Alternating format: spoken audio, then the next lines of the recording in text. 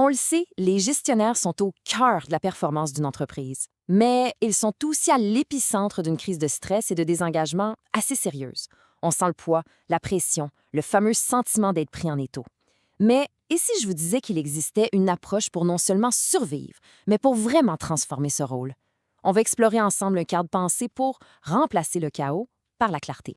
Bon, commençons avec un chiffre qui, honnêtement, fait mal. Selon un rapport Gallup de 2024, seulement 27% des gestionnaires se sentaient engagés dans leur travail. C'est un creux historique. Pensez-y une seconde. Ça veut dire que près des 3/4 des leaders ne sont pas pleinement investis dans leur mission.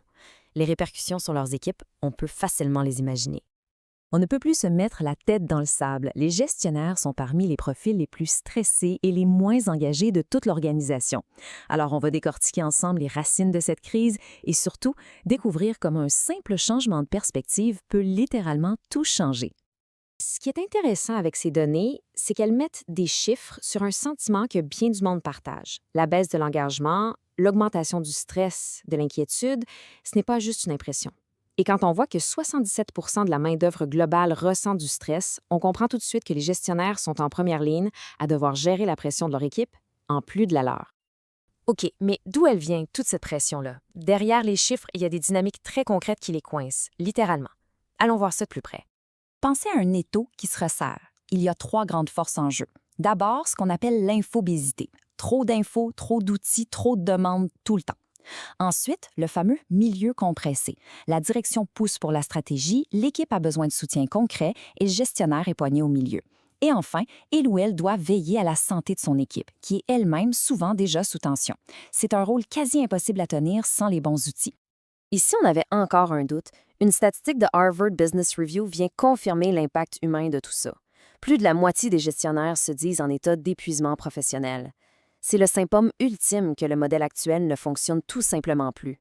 Mais c'est aussi le point de départ qui nous force à trouver une nouvelle solution. Et la solution, eh bien, elle se trouve peut-être ici. L'idée centrale est la suivante. L'antidote au stress, ce n'est pas de travailler plus fort, mais de travailler avec plus de clarté. Ce n'est pas une compétence abstraite là. C'est l'outil le plus puissant pour alléger la charge de n'importe quel leader.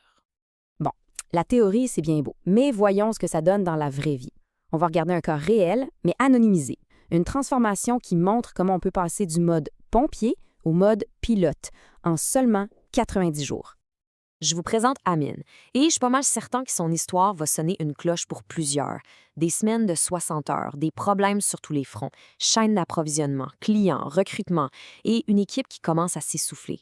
Les réunions s'étirent sans jamais mener à des décisions claires, et ça se voit direct dans les résultats. Le roulement de personnel augmente, la qualité baisse. Un portrait assez classique de la surcharge. Alors, face à ce chaos-là, qu'est-ce qu'on a fait? On a déployé l'écosystème M360. Et attention, ici, on ne parle pas de grandes théories vagues, mais bien d'outils concrets. Des micro-habitudes pour prendre de meilleures décisions, des rencontres individuelles qui vont droit au but, et même un outil fascinant qui calcule et affiche le coût d'une réunion en temps réel pour que tout le monde se sente responsable de l'efficacité. Premier résultat, et c'est majeur après seulement 12 semaines, une réduction de 28% du temps passé en réunion. Ça, ce n'est pas juste du temps gagné, c'est de l'énergie et de la concentration qu'on peut enfin rediriger vers ce qui compte vraiment. Deuxième impact, et celui-là touche directement le client, une baisse de 35% des incidents de qualité critiques. C'est la preuve tangible que quand on met de la clarté à l'interne, ça se voit directement dans la performance à l'externe. Et finalement, le résultat peut être le plus important, en tout cas au niveau personnel pour Amine, une réduction de 30% de son niveau de stress perçu. Il a recommencé à bien dormir. C'est l'illustration parfaite que la performance et le bien-être, loin de s'opposer, se renforcent l'un l'autre. Cette citation du coach exécutif Pascal Duby résume parfaitement le changement de mentalité. Le gestionnaire n'est pas une éponge à problèmes. Son vrai rôle, c'est de créer les conditions pour que l'équipe puisse réussir. C'est un changement fondamental de perspective. OK, le cas d'Amine est super inspirant. Mais concrètement, comment on peut commencer à appliquer ça? Passons maintenant à un plan d'action que n'importe quelle équipe de gestion peut envisager, le pacte de clarté en 30 jours. Regardez ça. C'est d'une simplicité désarmante, mais c'est puissant. Chaque semaine, on installe un seul rituel clé. Semaine 1, on clarifie les objectifs. Semaine 2, on structure les suivis individuels. Semaine 3, on met de la discipline dans les réunions. Et semaine 4, on instaure la reconnaissance. Ce sont de petites actions qui, mises ensemble, créent un rythme et un environnement de travail complètement différents. Et dans un agenda, ça ressemble à quoi? On ne parle pas de rajouter des heures de travail. Au contraire, on parle de structurer le temps différemment. Des blocs courts, ciblés, qui viennent remplacer des heures de flou et de réunions qui n'en finissent plus. C'est un rythme plus léger, mais tellement plus efficace. Finalement, tout ça nous amène à une question fondamentale. Il s'agit de redéfinir l'identité même du gestionnaire. Le choix, il est vraiment là, noir sur blanc. D'un côté, on a le porteur de fardeau. C'est celui qui absorbe tout le stress, qui gère le chaos au jour le jour et qui réagit constamment aux problèmes. De l'autre côté, on a le créateur de clarté.